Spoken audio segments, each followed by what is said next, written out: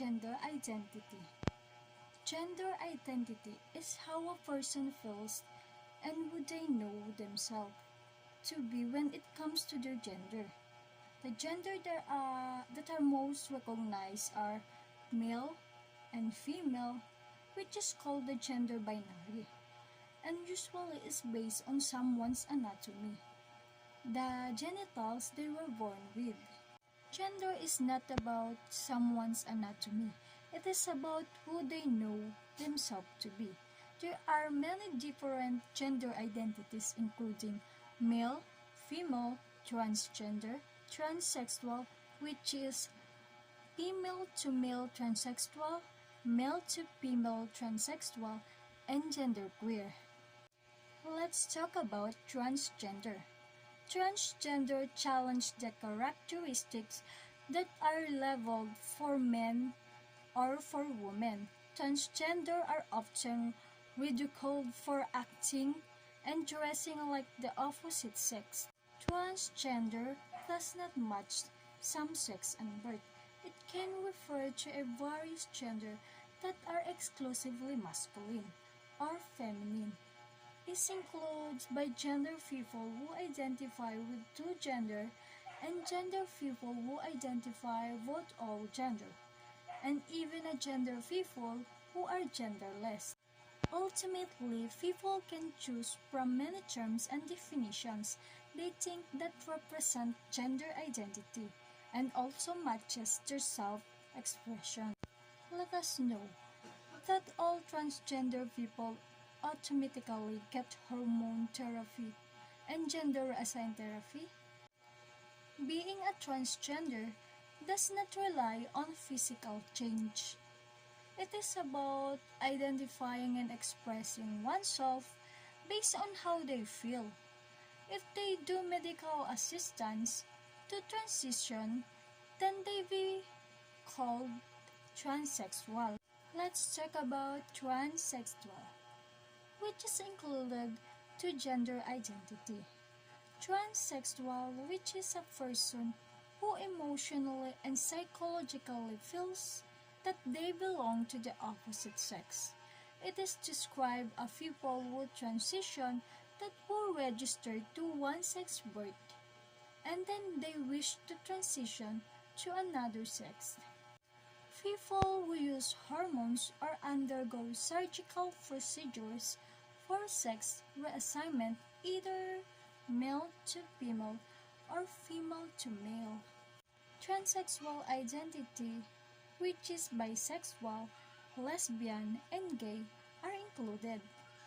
Bisexual individuals, which is sexual and emotional attractions to people of any biological sex regardless of gender. Let's move to lesbian, which is a woman who has sexual and emotional attraction to people of the same sex. And last, that we call a gay, which is a man who has a sexual and emotional attraction to people of the same sex and transmitted people who assure the appearance commonly identified as the opposite sex. And now let's move to genderqueer identity, which is a person who characterize themselves as neither female or male, as a vote or somewhere in between. Genderqueer is similar to the term of non-binary, which is referred to people who fall outside of the male or female gender construct.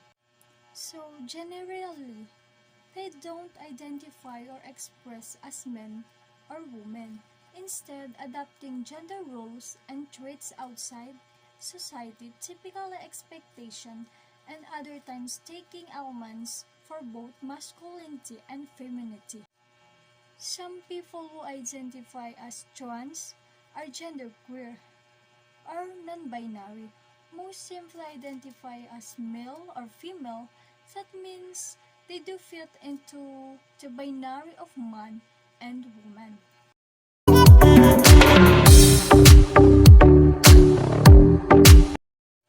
And now let's talk about gender socialization. Gender socialization encompasses the process of learning society gender roles and their advantage and limitations. Gender socialization is the tendency for boys and girls to be socialized differently. Boys are raised to conform to male gender role, and also the girls are raised to conform to female gender role. In the societies, there is a clear categorization of what it means to be male or female, how individuals define themselves and their sex roles. The main representative of gender socialization are family, siblings, school, mass media, and also religion and fear. For very young children, parents play the central role in molding gender socialization. They determine how the family interacts with the boy as well as the type of toys and clothes that are they given to their baby or child. Schools and families pursue to give influence to the gender socialization throughout adolescence.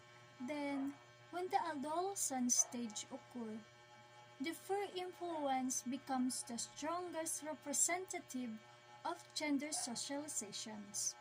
As teens form together in small social groups to facilitate their transition into adulthood and into the larger society, therefore, socializing effect of the mass media also become powerful in a teenage day.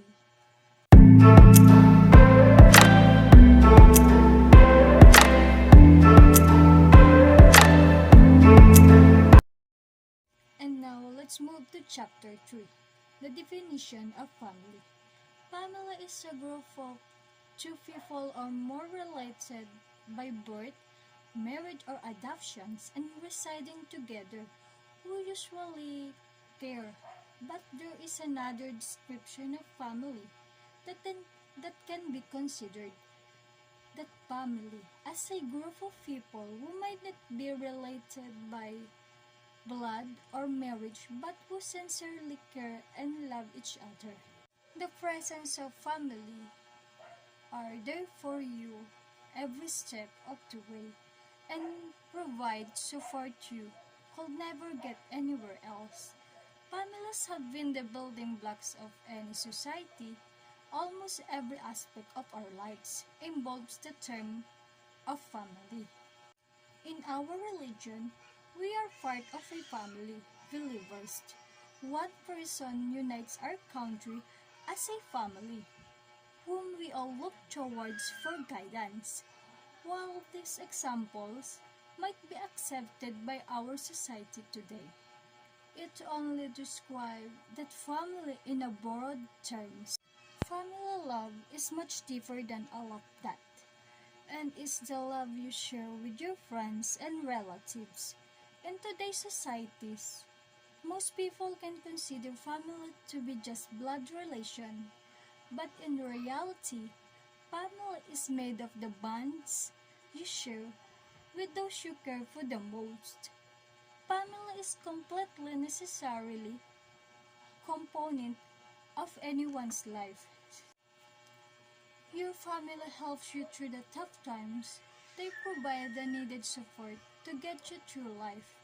Family cares about what happens to you, are always there for you, and also they love you no matter what happens. Thank you for watching. See you again.